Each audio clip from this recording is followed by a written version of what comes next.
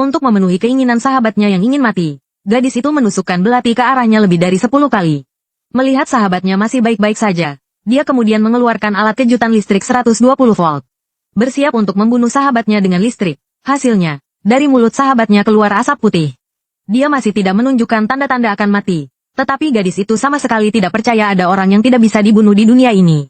Jadi dia membawanya ke tempat terpencil dan mendorongnya ke dalam jurang yang dalam. Dia mengira kali ini sahabatnya pasti mati. Tetapi saat dia sedih membakar kertas untuk sahabatnya, tiba-tiba dia merasakan ada seseorang di belakangnya. Mengapa wanita itu sangat ingin mati? Karena dia sama sekali tidak bisa mati. 3000 tahun yang lalu, Kaisar Dinasti Daliang untuk bisa hidup abadi sering menangkap beberapa rakyat miskin untuk mencoba obat, yang menyebabkan banyak orang meninggal. Sebagai jenderal besar, ia baru saja ingin membantah. Tetapi dia dijadikan objek percobaan obat oleh Kaisar yang tidak menghargai nyawa manusia. Mungkin karena fisiknya yang istimewa, setelah mati dia malah hidup kembali. Dan Kaisar sangat senang melihatnya.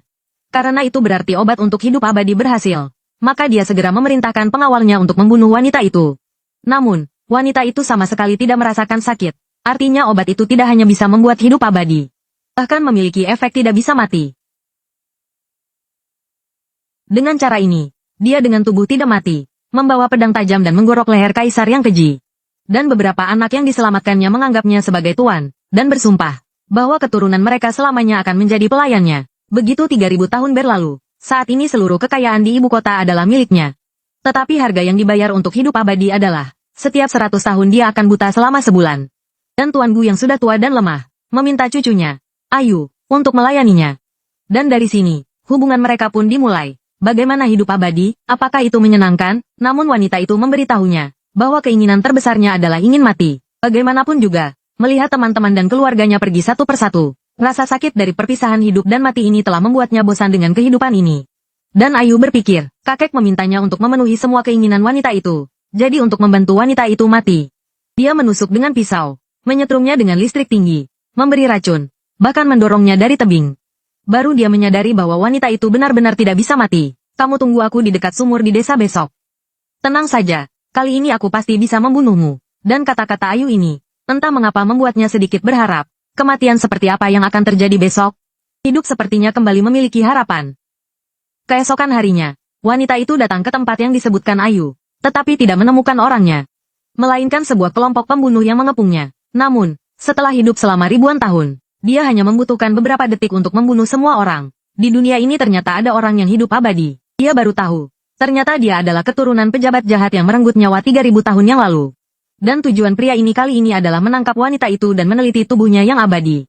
Namun dia juga tahu bahwa dia pasti bukan tandingan wanita itu. Jadi dia sudah mengikat Ayu yang menunggu di sini, memaksa wanita itu untuk meletakkan belati di tangannya. Jika tidak, Ayu akan dibunuh. Lihat baik-baik apa yang istimewa dari tubuhmu. Jangan lepaskan. Melihat wanita itu benar-benar meletakkan pisaunya, hati Ayu sangat terharu. Tapi untuk mencegah wanita itu menjadi objek eksperimen orang jahat ini, dia diam-diam membuat keputusan. Jika aku mati, tidak ada yang bisa mengancammu. Pada saat Ayu terjatuh, dia kembali mengambil belati dan membunuh semua orang. Kemudian dia menusukkan belati ke mata pria itu. Namun Ayu tidak akan kembali lagi. Sebelum mati, dia memberitahu wanita itu. Setelah itu, Ayu meninggal di pelukan wanita itu, meskipun dia sudah terbiasa dengan kehidupan dan kematian. Namun saat itu, entah kenapa, dia sangat sedih, berpikir bahwa darahnya bisa abadi, dan bisa menemani arwah yang telah mati untuk bereinkarnasi. Maka dia mencetak darahnya di leher Ayu. Di kehidupan berikutnya apapun yang kau jadi, aku pasti akan menemukanmu. Untuk menemukan reinkarnasi Ayu, dia menunggu selama 100 tahun. Kini, aset pribadinya telah melebihi banyak negara, namun dia sama sekali tidak peduli. Karena dia hanya ingin menemukan reinkarnasi Ayu. Untungnya kali ini ada harapan. Nama keluarga Jiang. Guru saya meramalkan bahwa kesempatan Anda dengan Ayu ada di hari ini. Maka guru saya dalam keadaan kritis. Mohon segera temui dia. Dia pun tidak sabar untuk mengemudikan mobil. Dia harus menemukan informasi tentang Ayu, tetapi tanpa sengaja menabrak seorang pengantar makanan. Apakah kamu tidak bisa menyetir? Namun wanita itu tidak tahu bahwa pengantar makanan itu adalah reinkarnasi Ayu, bernama Lusin. Karena terburu-buru mendapatkan informasi tentang Ayu, dia berniat memberi uang kepada gadis itu. Uang sekecil ini. Kamu mau memberi siapa? Ayo, punggungku, ayo, diskusiku. Melihat gadis itu mulai mengeluh, ditambah lagi waktu menuju kematian sang guru semakin mendekat. Maka dia kembali memberikan 100.000 kepada gadis itu. Kemudian, Dia mengemudikan mobilnya dengan cepat menuju kuil besar. Sedangkan gadis itu butuh uang, karena dia ingin menggunakan uang itu untuk membayar biaya operasi putri rekan kerjanya yang sakit parah. Dalam kehidupan ini, dia masih begitu baik hati. Dan ketika wanita itu tiba di kuil, dia baru menyadari bahwa dia sudah terlambat. Karena sang guru baru saja meninggal, artinya informasi tentang Ayue tidak akan pernah bisa dia temukan lagi. Ini juga membuatnya sangat membenci pengantar makanan itu, seandainya dia tidak melakukan penipuan. Dia sendiri sudah tahu informasi tentang Ayue, jangan biarkan aku bertemu denganmu lagi. Di sisi lain, reinkarnasi Ayue juga tidak mudah. Bu angkatnya, untuk memberikan uang mahar bagi anak kandungnya, bahkan memaksanya menikah dengan seorang kakek kaya. Untungnya, di rumah ini, ayah angkatnya sangat menyayanginya, mengeluarkan 200.000, agar mereka tidak lagi memaksa putrinya. Namun, Lusin merasa sangat aneh. Ayah angkatnya bekerja sebagai satpam sebulan, hanya dapat 2.000 lebih. Bagaimana bisa mendapatkan uang sebanyak itu? Sementara itu, perusahaan wanita itu menemukan sebuah lukisan terkenal di galeri seni dicuri oleh satpam. Yang dicuri, kalian harus pergi mengambilnya kembali. Cepat pergi. Luda Feng segera menyerahkan lukisan itu. Saat itu saya ingin memarahinya. Lusing baru tahu, uang 200.000 ayahnya ternyata dicuri.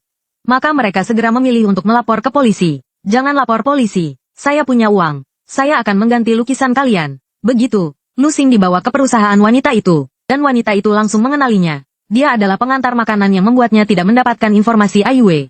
Untuk memberi pelajaran padanya, wanita itu segera memintanya tinggal di perusahaan untuk membersihkan dan membayar utang. Setiap bulan memberinya gaji 5.000 yuan, harus bekerja penuh selama 40 tahun baru bisa pergi. Ini melanggar hukum, melanggar hak pilihan saya. Xiao Li laporkan ke polisi. Sudah ditandatangani, bos. Lusing. Hamba di sini, silakan perintahkan. Begitulah, Lusing terpaksa tinggal di perusahaan untuk membersihkan. Karena informasi Ayue sudah hilang, maka hanya bisa melalui tanggal lahir Ayue, menemukan orang tua kandungnya. Ini membuat pasangan Li sangat senang, karena ada yang membantu mereka mencari putri mereka. Itu adalah kabar baik. Apakah putri Anda memiliki tanda lahir? Putri saya memiliki tanda lahir seperti ini di belakang telinga. Sungguh sakit sekali. Dia memang dia. Saya pasti akan menemukanmu. Namun wanita itu sudah mencarinya selama sebulan. Masih tidak berhasil. Tanpa disadari, Ayue saat ini sedang membersihkan di perusahaannya. Dan saat itu, Lusing tergelincir. Sepertinya akan jatuh dan mengalami gegar otak. Wanita itu segera menolongnya.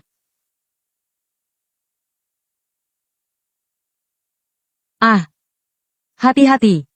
Saya tidak apa-apa, saya hanya tergelincir sedikit. Saya hanya ingin agar kamu hati-hati dengan barang-barang saya. Jika satu saja terjatuh, kamu tidak akan mampu menggantinya. Para kapitalis di internet tidak memiliki kemanusiaan.